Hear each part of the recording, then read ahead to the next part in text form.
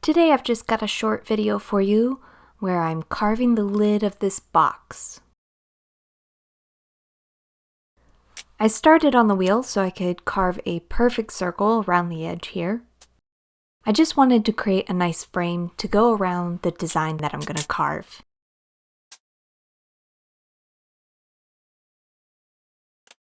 I haven't done a lot of carvings like this, so I wasn't feeling confident in just freehanding it. So I sketched it out on some paper first, and now you can see I'm just transferring it with a ballpoint stylus here. You may have noticed before I put the paper down, I sprayed the clay with some water. That was just to help the paper kind of stick to it so it stays in place as I'm tracing over the image. You can also see that I'm picking up the edge of the paper to check on how the drawing is transferring, making sure that I'm getting all my lines as I go. Originally, I was going to do some sculpture on this box, but the sculpture wasn't going the way I wanted, so I decided to switch gears and do a drawing instead. And what better to draw than my favorite bird, the hummingbird? And then of course, if you're going to draw a hummingbird, you've got to partner it with a flower to have a nice drink from. And so I was doing some research on some different flowers, some views of hummingbirds, taking some inspiration from different styles of drawing, and I ended up taking some inspiration from embroidery designs. Originally, I thought I might do some carving inspired by rose mailing designs, because I've done some rose mailing style painting before, but I really don't like how birds look in that style. Here I'm about to discover something difficult.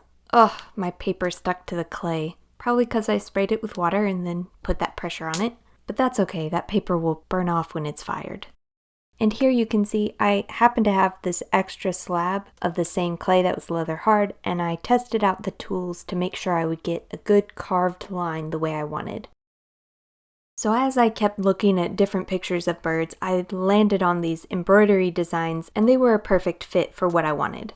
And then I kept looking at more designs to get an idea of what flower I wanted to do. But in the end, I didn't choose a flower from any of the embroidery designs because none of the flowers felt quite right, and I ended up looking at scientific drawings of coral honeysuckle for my inspiration. It's important to me when I create a drawing, or in this case a carving, that my work is original. So even though I'm looking at references, I'm not copying any particular one of them. I think ideally I would take my own reference photos, but I'm just not that good of a photographer. So I look at a lot of reference photos to really understand how the hummingbird moves and what is a natural pose for it, as well as photos of the flower to help me understand how it's shaped and what kind of organic order there is to it. And I also looked at stylistic references. I looked at the embroidery designs and I looked at the scientific drawings. The stylized references helped me figure out my composition and how to flatten out the imagery to make a good carving, while the photographs helped me figure out natural poses. And then I combined those two things to create a drawing that I'm interested in, something that feels natural, realistic, but also simplified, slightly stylized. Oops, here I'm realizing that I accidentally carved the stem where I meant to leave it blocked out by the leaves. So I just plugged it with a little clay that I had carved out. And then I decided to finish the rest of this carving using the ballpoint stylus. The carving tools I have aren't delicate enough to create the fine lines that I really wanted on the leaves and on the bird, so I switched over to this ballpoint stylus, and I'm really happy with how those lines turned out, even though it created a lot of burrs and crumbs that I needed to clean up later. When I watch videos like this, I always like hearing those ASMR background sounds, the tapping and sliding of tools and things. But it's a lot harder to record a video like that than I imagined. With the video sped up, the natural sounds of my studio sound like a vacuum cleaner running.